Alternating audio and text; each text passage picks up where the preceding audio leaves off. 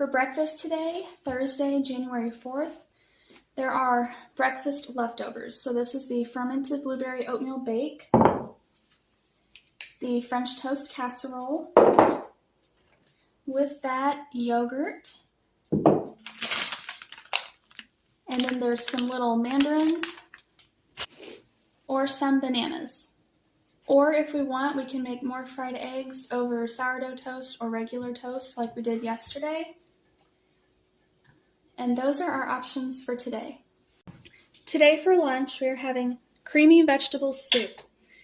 So we're going to start off with melting our butter in our pot here.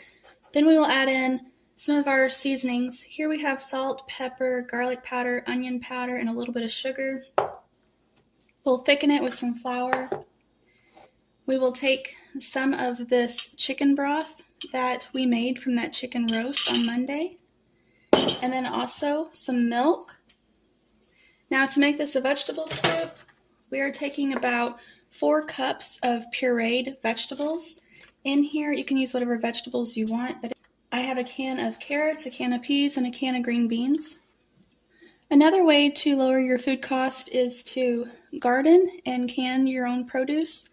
Not all of your own home canned food is going to be more affordable than store-bought, but most of it will be, but at least you know what is in it and that it's healthier.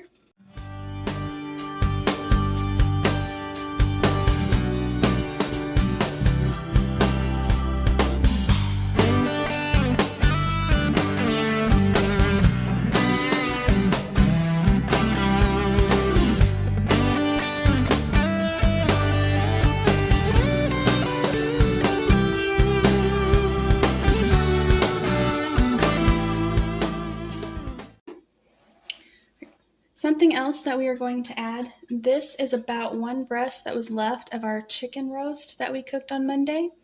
So if you have any of that left and you want to add it to your creamy vegetable soup, go for it.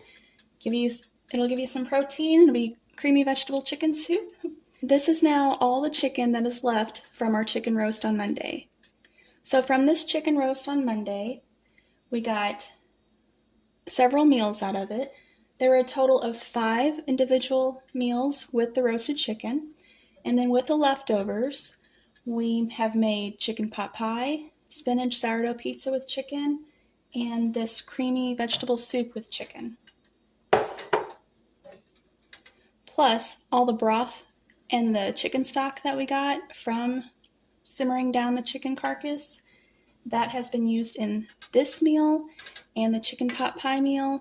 And I don't think I'm going to use any more the rest of the week, so I will freeze it and use it for a meal next week.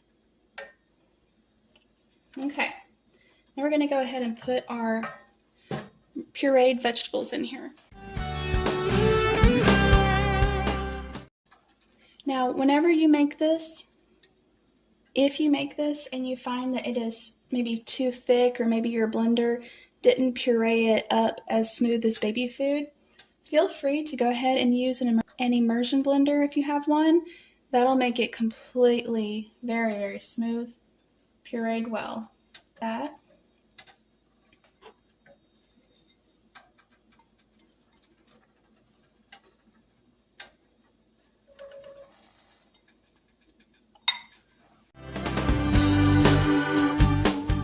We will serve this for lunch with toast, and we'll dip the toast in this. So our toast, we have our choice of sourdough toast or the regular bread.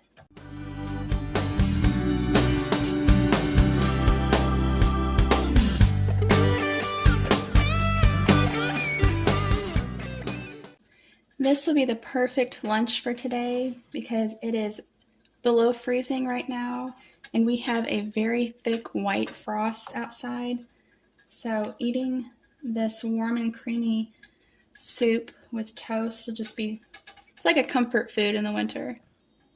We're going to cook this on low, very low, for almost an hour, but you want to keep checking on it. Make sure you stir the bottom just to make sure that's not sticking to the bottom.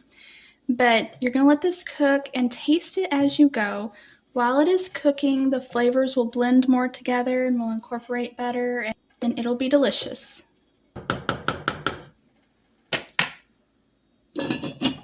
Here's our lunch for Thursday: creamy vegetable soup with chicken and toasted sourdough and regular bread. Today is day 4. It is January 4th, so it is Thursday of the menu plan. I am getting ready to make supper. Now, first of all, we have some company coming over tonight for supper, so I'm not going to show you much of the whole cooking process or a recording of the meal plated because I don't like doing that in front of company. So I'm just going to show you the ingredients that we're going to use for our meal, and then when the meal is done, hopefully the company won't see me snap a couple pictures, and I'll insert them at some point in this video, okay? But yes, I'm making supper. Haven't really talked on breakfast and lunch today, although you did just see that. I had to leave early this morning to go to a homeschool class, and so it was just leftovers for breakfast. And then for lunch, you saw that we had a creamy vegetable soup with chicken in it and toasted bread. That was really good. And because we wouldn't be home until it was time for lunch, that's why this morning I was making our lunch. So you saw that I was working on the soup this morning. All right, so for supper tonight, we're going to have, it's called Impossible Taco Pie. This is one of my childhood favorites. My grandma used to make it for church supper very often. In fact, I have her little 8x12 brown glass baking dish that she always used for her taco, for this Impossible Taco Pie. So that's what we're going to have. I'll go ahead and show you the ingredients needed. And like I said, I will insert some photos of what it looks like when it's done. This may look like quite a few ingredients for one meal, but it's really not. It's just a few different steps. So the first thing that we're going to need is 1 to 2 pounds of beef.